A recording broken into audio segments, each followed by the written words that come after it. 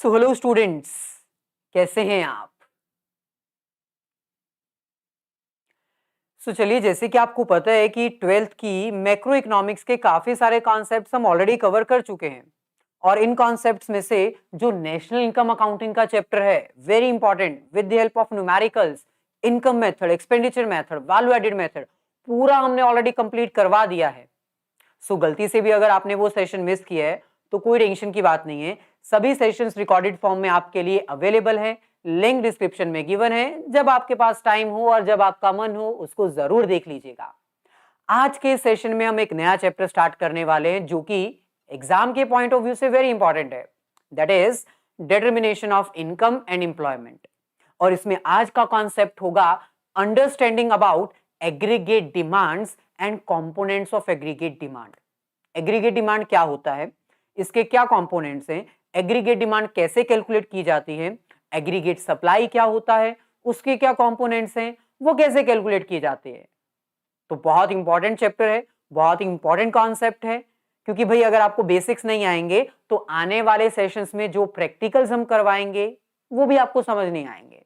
तो भाई आज का सेशन स्टार्ट करने से पहले आप सभी से रिक्वेस्ट है कि भाई अगर फर्स्ट टाइम चैनल पर आए हो ना तो चैनल को सब्सक्राइब करके बेल आइकन को जरूर क्लिक कर दीजिएगा और वीडियो को लाइक करके अभी अपने सभी फ्रेंड्स के साथ शेयर कर दीजिए ताकि आपके सारे फ्रेंड्स हमारे साथ लाइव जुड़ सके और अगर कोई डाउट हो तो वो लाइव डिस्कस कर सके। तो जल्दी अभी जाइए अपने सभी फ्रेंड्स ग्रुप्स में इस वीडियो को शेयर करके वापस आइए ताकि आज का कॉन्सेप्ट हम अंडरस्टैंड कर सकें और स्टार्ट कर सकें। ओके, चलिए। हेलो अभिषेक, इकोनॉमिक्स की प्लेलिस्ट हमारी ऑलरेडी हमने बना रखी है, लिंक में जाकर आप चेक कर सकते हो, डिस्क्रिप्शन में लिंक दे रखा है। हेलो रिया, हेलो लावण्या, कैसे हैं आप? सो चलिए, आई होप आपने ये सेशन अपने सभी फ्रेंड्स के साथ शेयर कर दिया है। तो करते हैं start about determination of income and employment, macro economics का चैप्टर नंबर 4।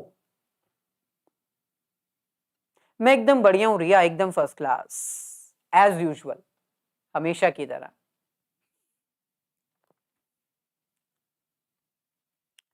चलिए, अभी फिलहाल हम क्लास 11th और 12th की लाइव क्लासेस करवा रहे हैं मोहम्मद।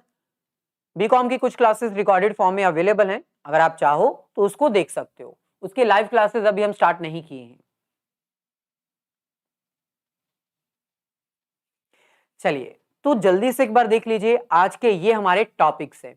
एग्रीगेट डिमांड होता क्या है, इसके कंपोनेंट्स जो हैं 1 2 3 4 ये भी करेंगे, और साथ ही साथ aggregate demand schedule, aggregate supply, उसके भी जितने कंपोनेंट्स हैं वो भी हम डिटेल में करने वाले हैं।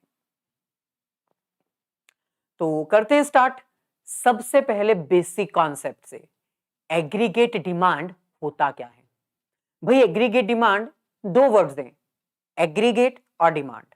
डिमांड वर्ड आपके लिए कोई नया नहीं है, 11th क्लास में भी आप डिमांड का मीनिंग ऑलरेडी कर चुके हो।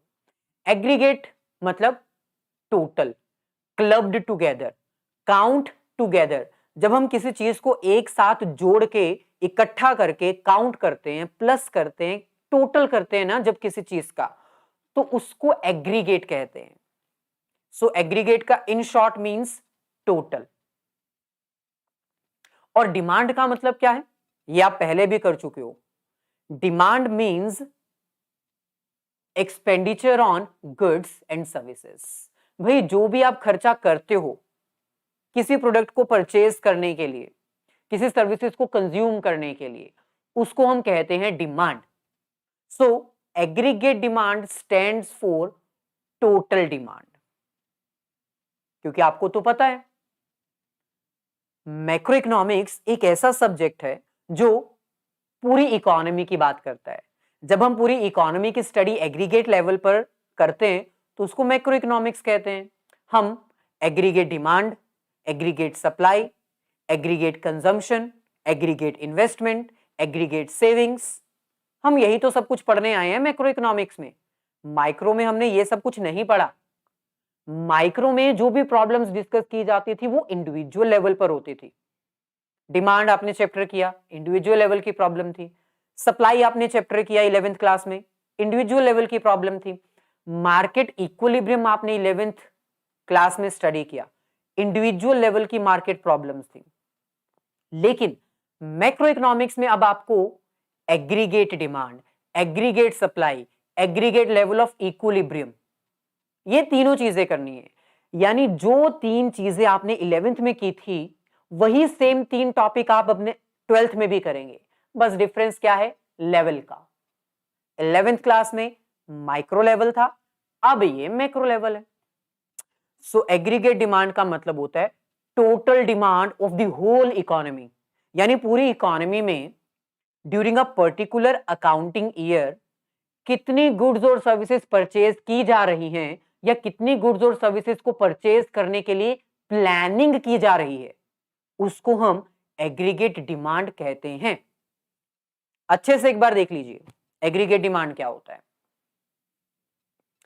Aggregate demand means demand of goods and services in the whole economy during an accounting period.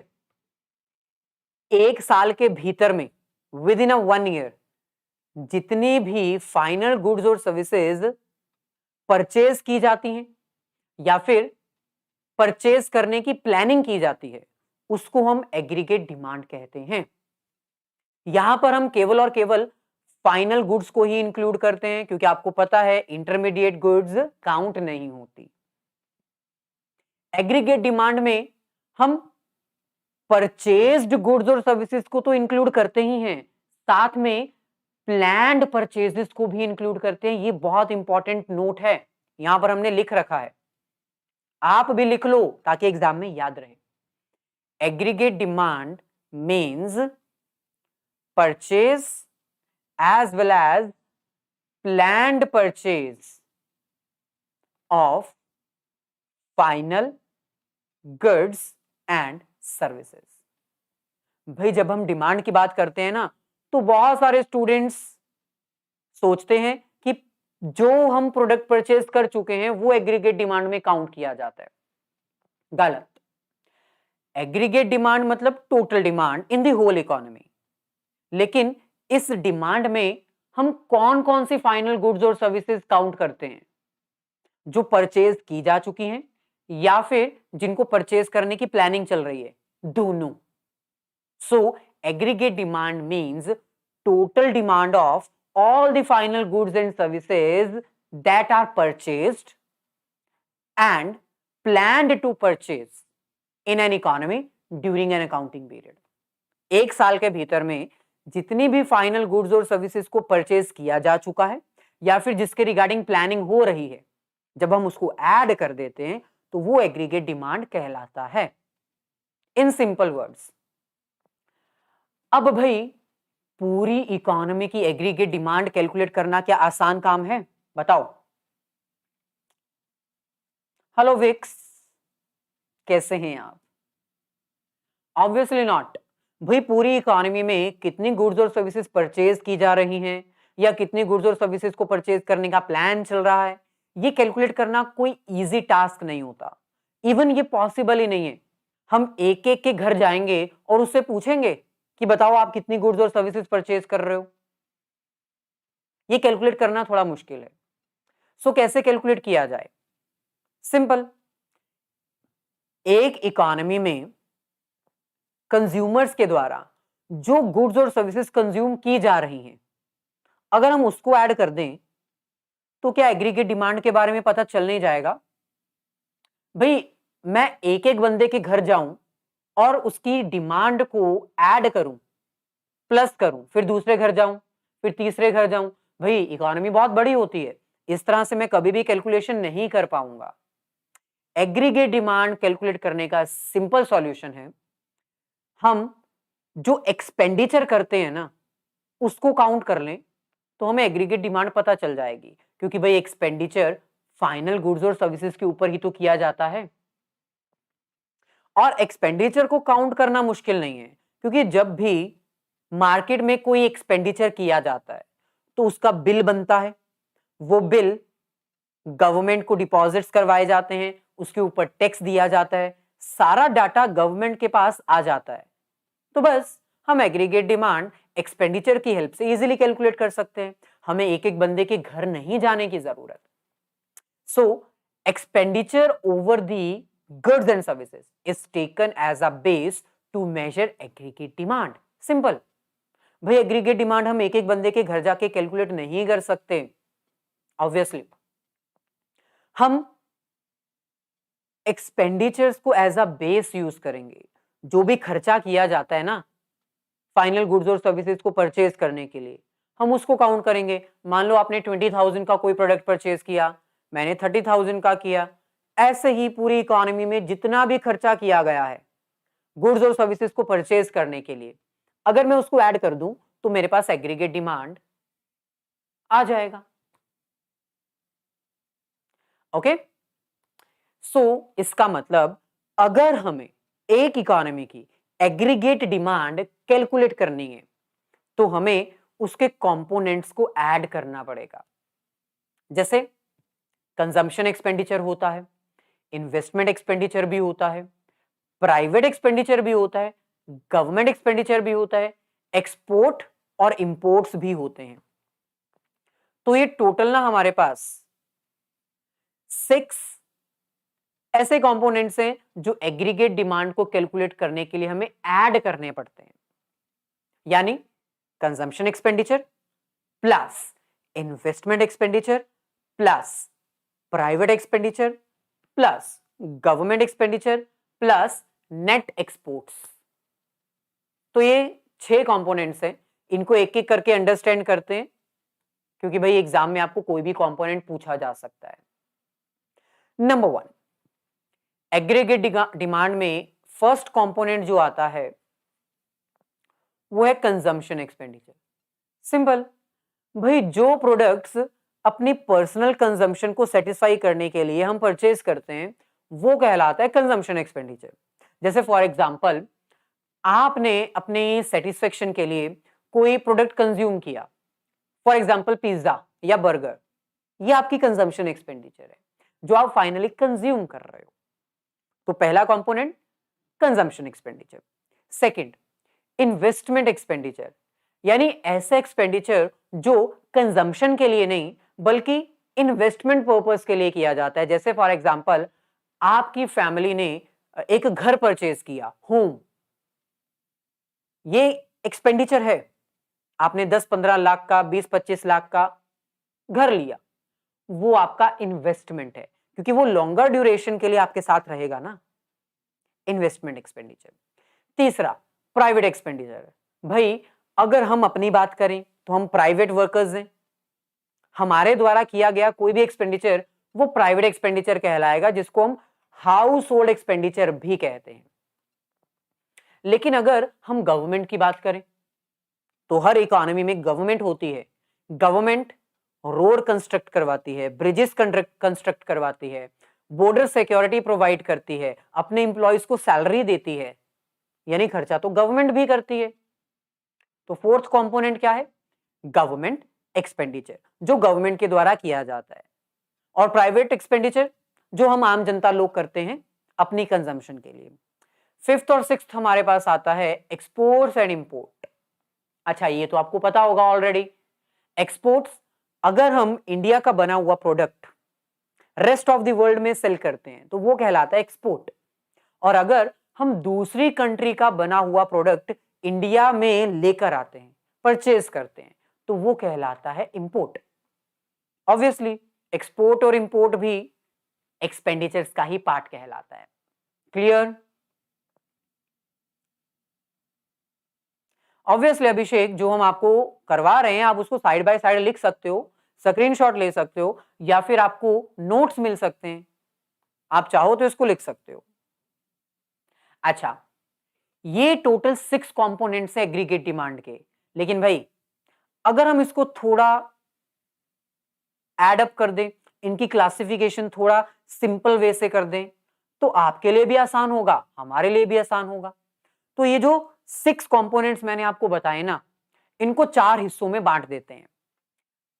पहला private consumption expenditure, second private investment expenditure, ध्यान से सुनो, वर्ड्स के ऊपर फोकस करो। Third, government expenditure. And fourth, net exports. यानी अभी मैंने जो आपको 6 कंपोनेंट्स बताए ना एग्रीगेट डिमांड के, इनको हम ऐड करके 4 हिस्सों में बांट सकते हैं। Number 1, private consumption expenditure. अब देखो, प्राइवेट मतलब हाउस होल्ड सेक्टर के द्वारा किया गया expenditure for consumption purpose. Private consumption expenditure यानी जो हाउस होल्ड सेक्टर होता है, अगर वो अपनी पर्सनल सेटिस्फेक्शन के लिए कोई प्रोडक्ट परचेज करता है, जैसे पिज्जा, बर्गर या और भी कोई प्रोडक्ट जिससे उसको पर्सनल सेटिस्फेक्शन मिलती है, उसको हम कहते हैं प्राइवेट कंजम्पशन एक्सपेंडिचर। कोई भी खर्चा हाउस होल्ड सेक्टर के द्वारा अगर किया जाता है फाइनल गुड्स और सर्विसेज को परचेज करने के लिए फॉर कंजम्पशन पर्पस, उसको हम कहते हैं प्राइवेट कंजम्पशन एक्सपेंडिचर। और भाई सच मानो, प्राइवेट कंजम्पशन एक्सपेंडिचर को रटने की जरूरत नहीं है, नाम से ही पता चल जाता है, इसके नेम से ही क्लियर हो जाता है कि प्राइवेट कंजम्पशन एक्सपेंडिचर में क्या आएगा। प्राइवेट कंजम्पशन एक्सपेंडिचर यानी हाउस होल्ड सेक्टर के द्वारा, प्राइवेट सेक्टर के द्वारा किया गया वो खर्चा जो कंजम्पशन के लिए होता है, जो पर्सनल सेटिस्फेक्शन के लिए होता है। Number 1। Number 2, second component, private investment expenditure. Private investment expenditure, अब यहां पर भी ध्यान दो, प्राइवेट का मतलब अगेन हाउस होल्ड सेक्टर। अब यहां पर एक वर्ड चेंज है, बाकी सारा सेम है, और वो कौन सा है? इन्वेस्टमेंट। यानी हाउस होल्ड सेक्टर के द्वारा किया गया वो खर्चा जो कंजम्पशन के लिए नहीं है, बल्कि कहीं ना कहीं पैसा इन्वेस्ट करने के लिए है। जैसे कार परचेज कर लेना, ये इन्वेस्टमेंट होती है। घर परचेज करना, हाउस, ये एक इन्वेस्टमेंट होती है। वॉशिंग मशीन परचेज करना, टीवी परचेज करना, ये आपका इन्वेस्टमेंट है। एयर कंडीशनर, एसी परचेज करना, ये इन्वेस्टमेंट एक्सपेंडिचर है, जो कंजम्पशन के लिए नहीं है बल्कि लॉन्गर ड्यूरेशन के लिए होता है। सो हाउस होल्ड सेक्टर के द्वारा किया गया ऐसा खर्चा जो फाइनल गुड्स और सर्विसेज के ऊपर तो किया जाता है, लेकिन वो इन्वेस्टमेंट नेचर का होता है। ओके, यहां पर हम बिजनेसमैन की भी बात कर सकते हैं। मान लो मैं एक प्राइवेट बिजनेसमैन हूं, मैंने एक मशीन परचेज की, तो क्या कहलाएगा? ये private investment expenditure. Okay, so second component है ये एग्रीगेट डिमांड का। नेक्स्ट, अगर हम इन्वेस्टमेंट की बात करें तो ये 2 तरह की होती है। वेरी इंपॉर्टेंट टॉपिक, एग्जाम में आ सकता है। Very important topic, induced investment and autonomous investment. दोनों में बस एक चीज की कमी है। इंड्यूस्ड इन्वेस्टमेंट मतलब अगर कोई प्राइवेट सेक्टर पैसा इन्वेस्ट करता है to earn profit, to gain return, to earn something extra, उसको हम कहते हैं इंड्यूस्ड इन्वेस्टमेंट। जो कि बट ऑब्वियस सी बात है, कोई भी बंदा अगर पैसा इन्वेस्ट करेगा तो कमाने के लिए ही करेगा ना, समथिंग इन रिटर्न। वो कहलाता है इंड्यूस्ड इन्वेस्टमेंट। यानी इन्वेस्ट करना लेकिन रिटर्न को ध्यान में रखते हुए, रिटर्न कितनी आ रही है, क्या हमें इंटरेस्ट मिलेगा या नहीं मिलेगा, इसको ध्यान में रखते हुए पैसा इन्वेस्ट करना, यानी इंड्यूस्ड इन्वेस्टमेंट। लेकिन कई बार क्या होता है, हम ऐसे जगह पर पैसा इन्वेस्ट करते हैं जहां पर हम रिटर्न नहीं देखते हैं, हम सोशल वेलफेयर देखते हैं, सोशल एक्टिविटीज को ध्यान में रखते हुए without earning something for the social cause, लोक भलाई के लिए, लोक सेवा के लिए हम पैसा इन्वेस्ट करते हैं, तो वो क्या कहलाता है? Autonomous investment. An investment done irrespective of amount of return. ऐसा पैसा जो इन्वेस्ट तो किया जाता है लेकिन रिटर्न के लिए नहीं, ऐसा पैसा जिसमें हम रिटर्न देखते ही नहीं है, वो कहलाता है ऑटोनोमस इन्वेस्टमेंट। बहुत सारे बंदे करते हैं autonomous investment, social welfare activities में चैरिटी डोनेशन के तौर पर करते हैं पैसा invest. Okay, third component, aggregate demand का थर्ड कंपोनेंट हमारे पास है गवर्नमेंट एक्सपेंडिचर्स। अब भाई प्राइवेट सेक्टर के जो लोग होते हैं हमारे जैसे, कंजम्पशन करने के लिए एक्सपेंडिचर करते हैं, इन्वेस्टमेंट करने के लिए भी एक्सपेंडिचर करते हैं। सिमिलरली जो गवर्नमेंट होती है वो भी कंजम्पशन करने के लिए भी खर्चा करती है और इन्वेस्टमेंट करने के लिए भी खर्चा करती है। यानी गवर्नमेंट एक्सपेंडिचर के दो पार्ट्स हैं, पहला consumption purpose and second investment purpose. For example, government border security forces को सैलरी देती है, जो म्युनिसिपल कॉर्पोरेशंस में एम्प्लॉयज वर्क करते हैं उनको सैलरी देती है, उनकी सर्विसेज यूज करने के बदले में। गवर्नमेंट जॉब जिसको मिलती है फ्री में तो नहीं मिलती है, पैसा लेते हो ना। सो गवर्नमेंट जो है डिफरेंट डिफरेंट सर्विसेज के लिए अपने एम्प्लॉयज को पेमेंट देती है, ये कहलाता है कंजम्पशन एक्सपेंडिचर। गवर्नमेंट जो है वो डिफरेंट डिफरेंट वर्कर्स की सर्विसेज को कंज्यूम करती है और सैलरी देती है। सिमिलरली गवर्नमेंट बहुत जगह पैसा भी इन्वेस्ट करती है, जैसे रोड कंस्ट्रक्ट करना, ब्रिज कंस्ट्रक्ट करना, डैम्स कंस्ट्रक्ट करवाना, स्कूल, हॉस्पिटल बिल्डिंग्स। गवर्नमेंट का ये भी तो खर्चा होता है ना, सरकारी अस्पताल, सरकारी स्कूल, गवर्नमेंट स्कूल। तो ये कहलाता है गवर्नमेंट का इन्वेस्टमेंट एक्सपेंडिचर। सो जैसे प्राइवेट लोग कंजम्पशन का खर्चा करते हैं, इन्वेस्टमेंट का खर्चा करते हैं, सिमिलरली गवर्नमेंट भी कंजम्पशन और इन्वेस्टमेंट दोनों तरह के एक्सपेंडिचर्स करती है। Last but not the least, fourth component हमारे पास आता है एग्रीगेट डिमांड का, net exports.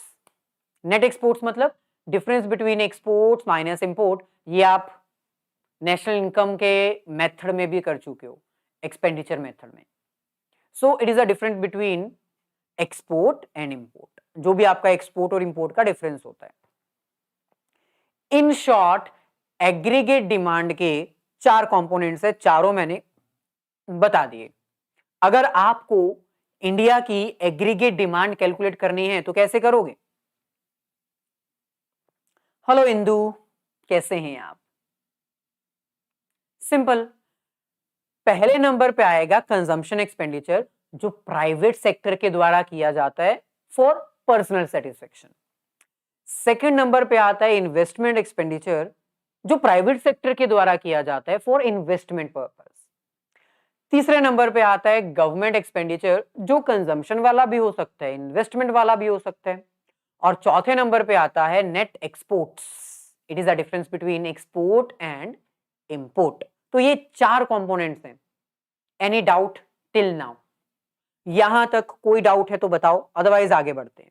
Any doubt till now?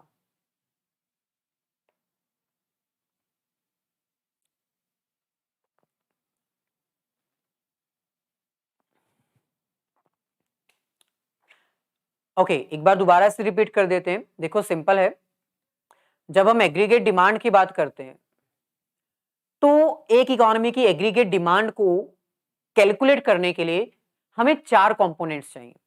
पहला प्राइवेट कंजम्पशन एक्सपेंडिचर, यानी प्राइवेट सेक्टर के द्वारा जो खर्चा किया जाता है गुड्स और सर्विसेज को कंज्यूम करने के लिए, जैसे पिज्जा, बर्गर, है ना। Second component private investment expenditure, यानी प्राइवेट सेक्टर के द्वारा किया गया ऐसा खर्चा जो इन्वेस्टमेंट पर्पस के लिए होता है, घर परचेज करना, कार परचेज करना, टीवी परचेज करना, एयर कंडीशनर परचेज करना, क्योंकि वो इन्वेस्टमेंट कहलाता है। तीसरे नंबर पे आता है गवर्नमेंट एक्सपेंडिचर। अब गवर्नमेंट जो खर्चा करती है वो भी एग्रीगेट डिमांड का ही कंपोनेंट है। गवर्नमेंट के द्वारा किया गया ऐसा खर्चा जो कंजम्पशन के लिए भी होता है, इन्वेस्टमेंट के लिए भी होता है, वो कहलाता है गवर्नमेंट एक्सपेंडिचर। और लास्ट हमारे पास आता है net export, which is the difference between export minus import. तो ये चार मेन कंपोनेंट्स हैं। एग्जाम में आपको सीधा क्वेश्चन आएगा, what is aggregate demand and what are the components of aggregate demand. तो आपको एग्रीगेट डिमांड क्या होता है ये समझाना है, और फिर बाद में एग्रीगेट डिमांड के कंपोनेंट्स चार एक्सप्लेन करने हैं। नोट्स आपको मिल जाएंगे, ठीक है, टेलीग्राम पे। आगे बढ़े, एग्रीगेट डिमांड शेड्यूल। अब आप खुद सोचो, जब हम एक्सपेंडिचर की बात करते हैं, aggregate demand means expenditure on goods and services. जब हम एक्सपेंडिचर की बात करते हैं तो क्या बिना इनकम के एक्सपेंडिचर कर सकते हो क्या? Obviously not. सो एक तरफ हमारे पास होती है इनकम और दूसरी तरफ हम उस इनकम को यूज करते हैं एक्सपेंडिचर करने के लिए। तो भाई सिंपल है, स्केड्यूल वर्ड आपके लिए कोई नया नहीं है। स्केड्यूल का मतलब क्या होता है? टेबल, जिसको हम टाइम टेबल भी कहते हैं। तो भाई सिंपल है, जब हम अपनी एग्रीगेट डिमांड को टेबल में रिकॉर्ड करते हैं उसको हम कहते हैं एग्रीगेट डिमांड स्केड्यूल। जैसे फॉर एग्जांपल, मान लो आपके पास कोई इनकम सोर्स नहीं है लेकिन फिर भी आप कंजम्पशन कर रहे हो, एग्रीगेट डिमांड आपकी 30 है। आपकी इनकम हो गई 20 रुपीज, आपका खर्चा है 35 रुपीज। आपकी इनकम है 40, आपका एक्सपेंडिचर है 40। Income 60, expenditure 45। Income 80, expenditure 50। Income 100, expenditure 55। Income 120, expenditure 60। यानी बिना इनकम के एक्सपेंडिचर नहीं हो सकता। तो भाई इसी को तो हम एग्रीगेट डिमांड शेड्यूल कहते हैं। जब हम अपनी इनकम को और अपने एक्सपेंडिचर को एक टेबल में प्रेजेंट करते हैं उसको हम कहते हैं एग्रीगेट डिमांड शेड्यूल। आपको याद है 11th स्टैंडर्ड में आपने individual demand schedule, market demand schedule किया था। ये वही चीज है, जब हम अपनी इनकम को और एक्सपेंडिचर्स को एक टेबल के फॉर्मेट में प्रेजेंट करते हैं तो उसको कहते हैं एग्रीगेट डिमांड शेड्यूल। सो एग्रीगेट डिमांड क्या है? एक्सपेंडिचर। एग्रीगेट डिमांड शेड्यूल क्या है? Tabular presentation. जब हम हमारे एक्सपेंडिचर्स को टेबल फॉर्म में रिकॉर्ड करते हैं, रिप्रेजेंट करते हैं, तो उसको हम कहते हैं एग्रीगेट डिमांड शेड्यूल। आपके सामने देखो सिंपल लैंग्वेज में लिखा हुआ है, aggregate demand schedule is a tabular presentation which shows the demand of goods and services by the whole economy under different income levels। कितनी इनकम होने पर हम कितना खर्चा करेंगे, जब हम इसको टेबल में रिकॉर्ड करते हैं तो उसको एग्रीगेट डिमांड शेड्यूल कहते हैं। It is a tabular presentation of aggregate demand under different income levels. क्योंकि भाई मैंने अभी आपको बताया बिना इनकम के आप एक्सपेंडिचर नहीं कर सकते। सो आपको एक तरफ इनकम लिखनी पड़ेगी पूरी इकोनॉमी की और एक तरफ आपको एग्रीगेट डिमांड लिखना पड़ेगा, टोटल डिमांड। अब आपके माइंड में यह चल रहा होगा हमारी बिगिनिंग में इनकम 0 है तो हमने 30 रुपए कहां से अरेंज कर लिए, हमने खर्चा 30 रुपए कहां से कर लिया, हमारे पास तो कुछ था ही नहीं। तो भाई सिंपल रूल है, एक ह्यूमन बींग्स की कुछ बेसिक सेटिस्फेक्शंस होती है ना, कुछ बेसिक नीड्स होती हैं जिसको वो सेटिस्फाई करना चाहता है। तो चाहे आपके पास 1 रुपए भी नहीं ना हो, आपके पास 1 भी रुपया नहीं है, 0, लेकिन फिर भी आप 30 रुपीज कंज्यूम कर रहे हो उधार लेकर, इसको हम कहते हैं ऑटोनमस कंजम्पशन। क्या कहते हैं? Autonomous consumption. लिख लो, एग्जाम में इसका क्वेश्चन आ सकता है, what is autonomous consumption? Autonomous consumption means consumption at the level of 0 income. मतलब जब आपकी इनकम 0 है, आप कुछ कमा नहीं रहे, आपके पास सोर्स ऑफ इनकम बिल्कुल भी नहीं है, लेकिन फिर भी आप कंज्यूम कर रहे हो अपनी बेसिक नीड्स को सेटिस्फाई करने के लिए, उसको कहते हैं ऑटोनमस कंजम्पशन। ऐसे ही जैसे जैसे आपकी इनकम बढ़ती रही, जैसे जैसे आपकी इनकम बढ़ रही है, आपकी डिमांड भी बढ़ रही है। ओके? अच्छा, अभी मैंने आपको बताया एग्रीगेट डिमांड के 4 कंपोनेंट्स हैं, लेकिन एग्जाम में आपको सिर्फ 2 ही कंपोनेंट्स आएंगे, that is consumption and investment of private sector. Government sector को हटा दिया गया है क्योंकि आपको भी पता है कि सिलेबस में 2 सेक्टर इकोनॉमी आएगी जिसमें गवर्नमेंट की इंटरफेरेंस नहीं है।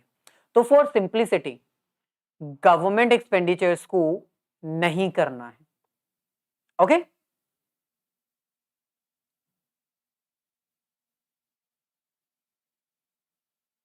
चलिए, क्लियर है? हेलो डेविल, कैसे हैं आप? एग्जाम में आपको कंपोनेंट्स पूछे जा सकते हैं कि एग्रीगेट डिमांड के कंपोनेंट्स बताओ। जब आपको कंपोनेंट्स पूछे जाएंगे तो आपने चारों एक्सप्लेन करने हैं, ठीक है? लेकिन राइट नाउ जब इसका फॉर्मूला पूछा जाएगा एग्रीगेट डिमांड का, तो गवर्नमेंट को हम हटा देंगे। आपका एग्रीगेट डिमांड का फॉर्मूला क्या बनेगा? Private consumption expenditure and private investment expenditure. Import export हटा दिया जाएगा, गवर्नमेंट एक्सपेंडिचर्स को हटा दिया जाएगा। ये आपका इनकम, कंजम्पशन और इन्वेस्टमेंट को प्लस करोगे तो ये आपका आएगा एग्रीगेट डिमांड। यहां पर इन्वेस्टमेंट की लेवल कांस्टेंट मानी गई है बिकॉज ऑफ शॉर्ट रन। याद है ना आपको? आपको शॉर्ट रन पीरियड में ही ये सब कैलकुलेशंस करनी है। शॉर्ट रन मतलब इतना छोटा पीरियड है कि आप और ज्यादा पैसा इन्वेस्ट नहीं कर सकते।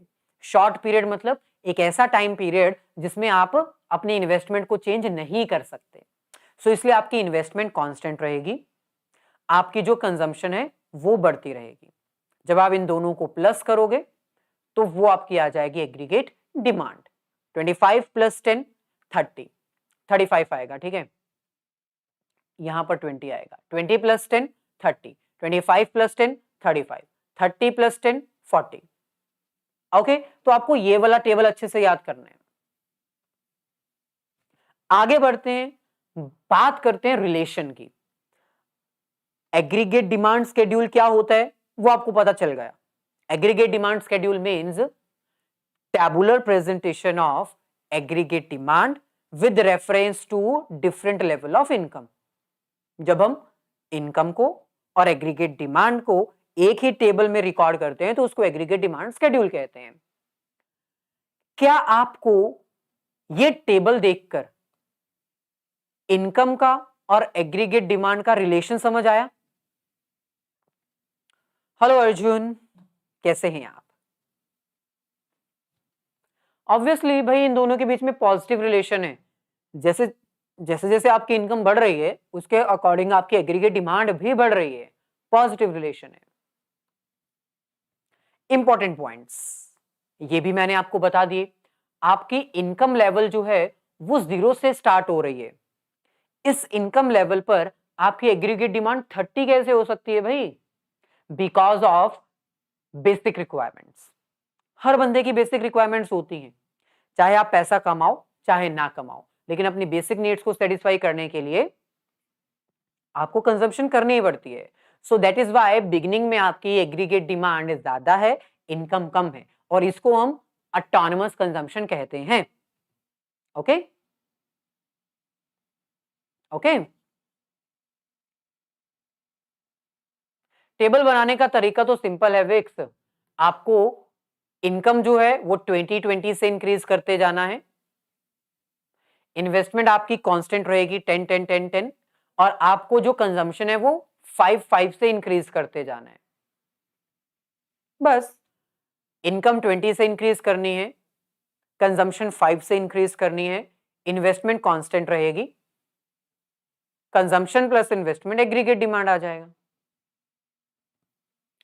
चलिए सेकेंड पॉइंट, जैसे जैसे आपकी इनकम इंक्रीज हो रही है आपका एग्रीगेट डिमांड भी इंक्रीज हो रहा है। यहां पर आप देख सकते हो जैसे जैसे आपकी इनकम इंक्रीज हो रही है एग्रीगेट डिमांड भी आपकी इंक्रीज हो रही है।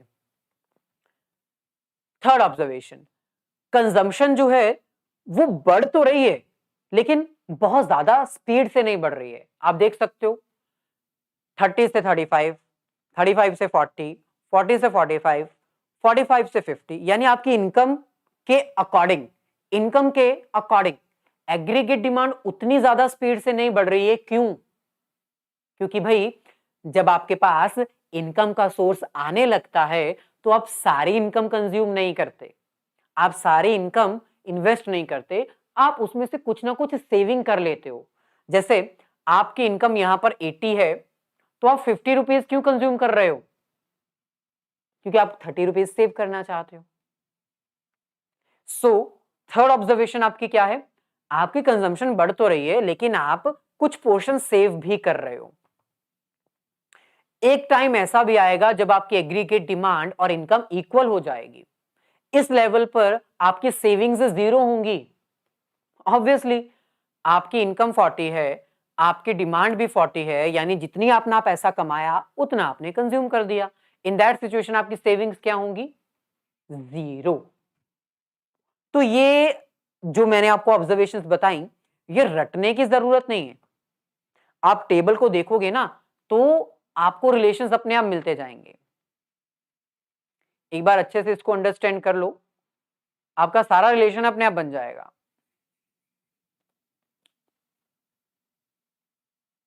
हाँ लावण्या, बिल्कुल ये कॉमन टेबल है, आप इसको लर्न कर लीजिए। इसकी हेल्प से आप कोई भी टॉपिक जो है वो अंडरस्टैंड कर सकते हैं इस चैप्टर का। ओके, चलिए आगे बढ़ते हैं। अब हम बात करते हैं एग्रीगेट सप्लाई की। छोटा सा कॉन्सेप्ट है, इसके बाद आज का सेशन हमारा हो जाएगा कंप्लीट। एग्रीगेट डिमांड आपने सीख लिया। एग्रीगेट डिमांड मींस मार्केट में, पूरी इकोनॉमी में जितनी भी डिमांड की जाती है फाइनल गुड्स और सर्विसेज की, अगर हम उसको ऐड कर दें, उसका टोटल कर दें, तो वो एग्रीगेट डिमांड कहलाता है। सिमिलरली यहां पर एग्रीगेट का मतलब है total. So aggregate supply means total supply in the whole economy. भाई जितनी भी फाइनल गुड्स और सर्विसेज एक प्रोड्यूसर के द्वारा मार्केट में सप्लाई की जाती है, सेल करने के लिए मार्केट में भेजी जाती हैं, अगर हम उसको ऐड कर दें तो वो कहलाएगा ना एग्रीगेट सप्लाई। यहां पर भी आपको एक चीज ध्यान रखनी है, एग्रीगेट सप्लाई में हम जितनी गुड्स और सर्विसेज मार्केट में सप्लाई करते हैं वो तो काउंट कर जाती हैं, की जाती हैं, इसके साथ साथ जो प्लैंड सप्लाई होती है ना वो भी इंक्लूड की जाती है। जैसे एग्रीगेट डिमांड में मैंने बताया purchases plus planned purchases. Similarly supplied plus planned supply, यानी ऐसे गुड्स और सर्विसेज जो मार्केट में सप्लाई नहीं की गई हैं लेकिन उसके रिगार्डिंग प्लानिंग चल रही है। एक प्रोड्यूसर सोच रहा है कि मैं इतने प्रोडक्ट्स मार्केट में सप्लाई करूंगा, वो भी इंक्लूड होती है। So aggregate supply includes actual supply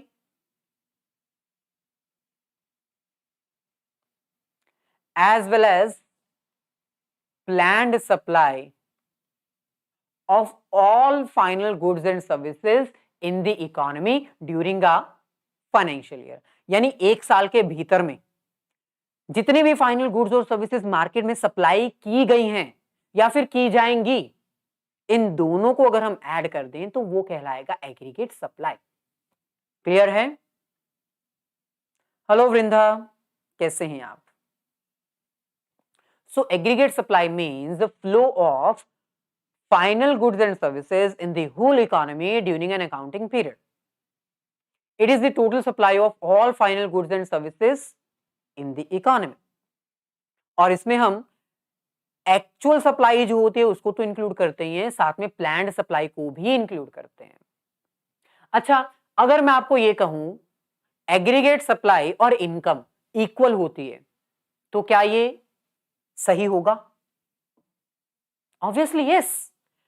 aggregate supply और इनकम लेवल इक्वल होता है। कैसे? सिंपल है भाई, गुड्स की सप्लाई करने के लिए, ध्यान से सुनना बहुत इंपॉर्टेंट है, मार्केट में गुड्स की सप्लाई करने के लिए हमें गुड्स की प्रोडक्शन करनी पड़ती है। गुड्स की प्रोडक्शन करने के लिए हमें फैक्टर्स ऑफ प्रोडक्शन यूज करने पड़ते हैं, जैसे लैंड, लेबर, कैपिटल, एंटरप्रेन्योर, और वो फ्री में नहीं मिलते। लैंड, लेबर, कैपिटल, एंटरप्रेन्योर्स के बदले में हमें उनको पेमेंट करनी पड़ती है, rent, wages, salaries, interest, profit. यानी प्रोडक्शन करने के लिए जो मैं खर्चा करूंगा वही मार्केट में इनकम बन जाएगी। मान लो मैंने आपको एज अ लेबर अपॉइंट किया, मेरा खर्चा है, आपकी इनकम है। जो मैं प्रोडक्ट्स प्रोड्यूस करवाऊंगा, जो प्रोडक्ट्स मैं मार्केट में सप्लाई करवाऊंगा, उतनी ही आपको इनकम मिलेगी। So aggregate supply means flow of income in the economy during an accounting year. तो इसका मतलब जो भी गुड्स और सर्विसेज प्रोड्यूस की जाती हैं, उतनी ही वैल्यू की मार्केट में इनकम भी जनरेट होती है। क्यों? क्योंकि भाई प्रोडक्शन फ्री में तो होती नहीं है, हमें फैक्टर्स ऑफ प्रोडक्शन यूज करने पड़ते हैं और उसके लिए हमें पैसा देना पड़ता है। सो जो एग्रीगेट सप्लाई होगी वो आपकी बिल्कुल आइडेंटिकल होगी इनकम के। So aggregate supply means income. Aggregate supply means income and aggregate demand means consumption expenditure and investment expenditure. तो ये लिख लो, याद कर लो।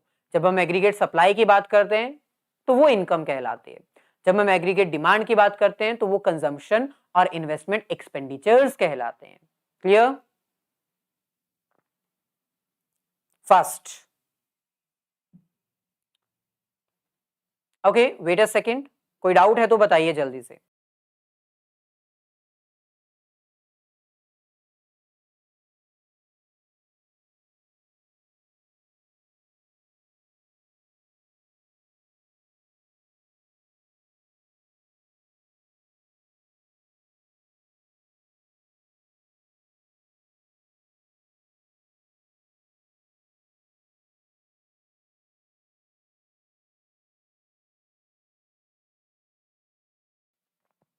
ओके, कोई डाउट नहीं है, आगे बढ़ते हैं। अच्छा, एग्रीगेट सप्लाई, ये आपने अभी अंडरस्टैंड किया। एग्रीगेट सप्लाई स्केड्यूल हो सकते हैं क्या? Obviously yes. एग्रीगेट डिमांड अगर उसका टेबल बन सकता है तो एग्रीगेट सप्लाई उसका भी तो टेबल बन सकता है ना। लेकिन यहां पर आपको समझना पड़ेगा, एग्रीगेट सप्लाई और इनकम इक्वल होती है, इसलिए एग्रीगेट सप्लाई स्केड्यूल आपको करने की जरूरत नहीं है। जो मार्केट में इनकम लेवल होगा उतना ही एग्रीगेट सप्लाई का लेवल भी होगा। मैंने अभी बताया, जो इनकम है वही आपकी एग्रीगेट सप्लाई भी है। अगर मार्केट में कोई प्रोडक्शन नहीं हो रही, सप्लाई जीरो है, तो फिर इनकम भी तो नहीं होगी ना। अगर मार्केट में प्रोडक्शन ही नहीं हो रही है, यानी किसी के पास जॉब नहीं है, कोई इंप्लॉयड नहीं है, किसी को रेंट नहीं मिल रहा, किसी को वेजेस नहीं मिल रही, किसी के पास कोई इनकम सोर्स ही नहीं है, सप्लाई नहीं तो इनकम भी नहीं। अगर मार्केट में 20 सप्लाई है, ₹20 की सप्लाई है, तो ₹20 ही इनकम है। तो ये तो इक्वल होगा, एवरी लेवल पर हमारी इनकम और एग्रीगेट सप्लाई इक्वल होगी। सो एग्रीगेट सप्लाई शेड्यूल क्या है?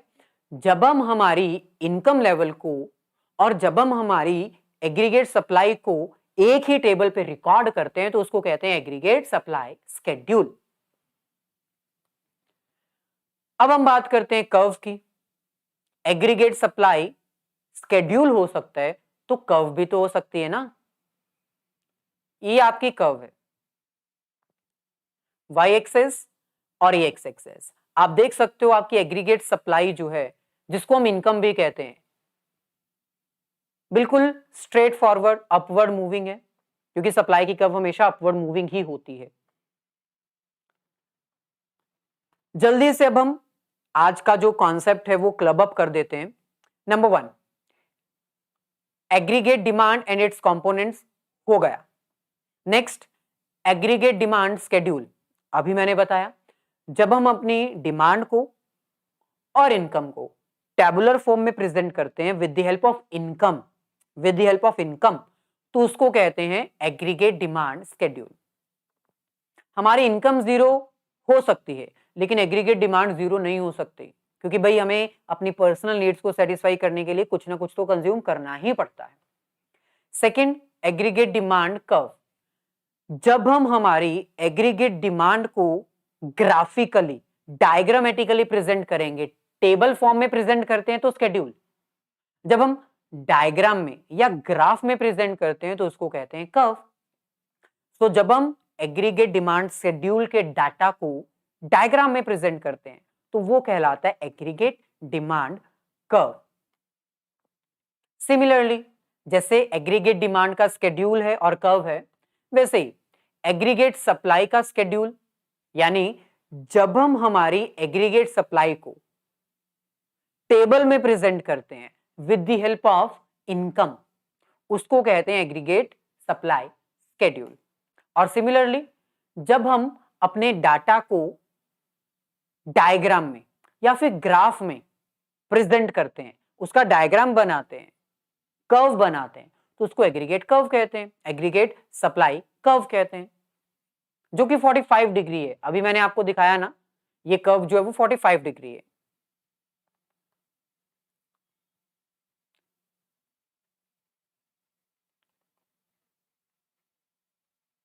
ओके, चलिए।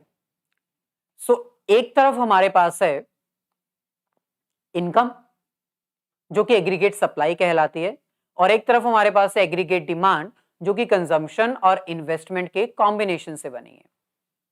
अगर इन दोनों के बीच में हमें कुछ ऑब्जर्व करना हो या फिर इसको हमें टेबल में प्रेजेंट करना हो, तो ये रहा आपके सामने टेबल। ये हमारे पास है वाई एक्सिस, ये हमारे पास है एक्स एक्सिस। अब ध्यान से अंडरस्टैंड करना, ये येलो कलर की जो लाइन है वो है हमारी एग्रीगेट डिमांड जो कि कंजम्पशन और इन्वेस्टमेंट से मिलकर बनी है। ये जो 45 डिग्री की लाइन है स्ट्रेट फॉरवर्ड अपवर्ड मूविंग, ये है एग्रीगेट सप्लाई। ये हमारे पास डाटा था, हमने इस डाटा को डायग्राम में प्रेजेंट किया। अब इस डायग्राम को हमें ऑब्जर्व करना है, इन दोनों के बीच में रिलेशन एस्टेब्लिश करना है। Very very very important topic, exam में आपको इसका क्वेश्चन आ सकता है। What is aggregate demand and aggregate supply? Explain relation between aggregate demand and aggregate supply with the help of table and diagram. तो अब आपको दोनों का मीनिंग बताना है, दोनों का टेबल ड्रॉ करना है, डायग्राम ड्रॉ करना है, और फिर इस डायग्राम को ध्यान में रखते हुए ये ऑब्जर्वेशंस भी एक्सप्लेन करनी है। तो लास्ट टॉपिक है, जल्दी से इसको देखते हैं। ऑब्जर्वेशन नंबर 1, वाई मतलब aggregate supply is an income curve which slopes upward at 45 degree. Obviously ये हमारी एग्रीगेट सप्लाई की लाइन है जो कि 45 डिग्री के अकॉर्डिंग अपवर्ड मूविंग है। Relation number 1। Second, aggregate demand never starts from zero as we need some minimum expenses to fulfill basic needs। ये भी मैंने आपको बता दिया है। आपकी जो इनकम कर्व है ना, दिस वन, ये जीरो से स्टार्ट हो सकती है, क्योंकि भाई जब आप कुछ नहीं कमा रहे तब आपकी इनकम जीरो हो सकती है। लेकिन आपकी एग्रीगेट डिमांड जो है ये कभी भी जीरो से स्टार्ट नहीं होगी। आप देख सकते हो ये 25 से स्टार्ट हो रही है या 35, 25 समथिंग। क्यों डिमांड आपकी जीरो क्यों नहीं हो सकती? क्योंकि भाई हर बंदे की एक बेसिक नेसेसिटी होती है, रोटी खाना, कमाना नहीं है लेकिन खाना तो है ना। सो भाई चाहे आपके पास सोर्स ऑफ इनकम नहीं है लेकिन आपको खर्चा तो करना ही पड़ता है, चाहे उधार लेकर ही क्यों ना अपना खर्चा करना पड़े। सो एग्रीगेट डिमांड कभी भी जीरो से स्टार्ट नहीं होगी। Second observation, very good. Next हमारे पास है third point, at E we are at equilibrium. अब ध्यान दो, ये जो पूरा डायग्राम है ना इसको हम 3 हिस्सों में बांट सकते हैं। Number 1, aggregate demand is more than aggregate supply, ये फर्स्ट कंडीशन है। यहां पर आप देख सकते हो ये जो पोर्शन है ना, इतना इस पॉइंट तक, इससे पहले का जितना पोर्शन है यहां पर एग्रीगेट डिमांड ज्यादा है, एग्रीगेट सप्लाई कम है, यानी हमारे पास सोर्स ऑफ इनकम कम है। ये जो पॉइंट है ये कहलाता है इक्विलिब्रियम पॉइंट, क्योंकि यहां पर हमारी एग्रीगेट डिमांड और एग्रीगेट सप्लाई इक्वल है। जो कमाया वो उड़ा दिया, जितना अर्न किया वो कंज्यूम कर लिया। और ये हमारे पास थर्ड पॉइंट है जहां पर हमारी एग्रीगेट डिमांड कम है और एग्रीगेट सप्लाई ज्यादा है, ये रिमेनिंग पोर्शन जितना भी है। सो 3 पॉइंट्स हैं, तीनों को यहां पर हम लिख सकते हैं। At E we are at equilibrium, E point पे हम इक्विलिब्रियम पर हैं और वो ये रहा। इस पॉइंट पे हमने जितना कमाया उतना कंज्यूम कर दिया, यानी सेविंग्स जीरो हैं। इस पॉइंट पे सेविंग्स जीरो हैं और इस पॉइंट को हम इक्विलिब्रियम पॉइंट कहते हैं, साथ ही साथ ब्रेक इवन पॉइंट भी कहते हैं, लिख लो क्योंकि एग्जाम में आ सकते हैं। What is break even point? Break even point वो पॉइंट होता है जहां पर हमारी सेविंग्स जीरो होती हैं, हमारी कंजम्पशन और इनकम इक्वल होती है। ऑटोनमस कंजम्पशन मैंने आपको ऑलरेडी बता दिया है, ये पॉइंट कहलाता है ऑटोनमस कंजम्पशन का। कैसे? जब हमारी इनकम जीरो है और हमारी एग्रीगेट डिमांड ज्यादा है, वो कहलाता है autonomous consumption. Next point, fourth, equilibrium से पहले हमारी एग्रीगेट डिमांड ज्यादा है, इनकम कम है, और इक्विलिब्रियम पॉइंट के बाद हमारी इनकम ज्यादा है, एक्सपेंडिचर कम है। इसका मतलब हमारे पास सेविंग्स आना स्टार्ट हो चुकी हैं। इस पॉइंट पे हमारी इनकम ज्यादा है, कंजम्पशन कम है, यानी हम सेविंग्स कर रहे हैं। क्लियर है? जल्दी से बता दीजिए। यहां पर हमारा कॉन्सेप्ट हो जाता है कंप्लीट। आने वाले सेशन में अब हम बाकी के भी कंजम्पशन फंक्शन अभी रहते हैं, saving function, marginal propensity to consume, average propensity to consume, marginal propensity to save, average propensity to save and relation between all this. बहुत इंपॉर्टेंट टॉपिक्स अभी रहते हैं। अभी फिलहाल इस सेशन को यहीं पर खत्म करते हैं। अगर कोई डाउट है तो आप बता सकते हैं, नहीं तो मिलेंगे फिर नेक्स्ट सेशन में। Okay, so all the very best. Have a nice day and great day.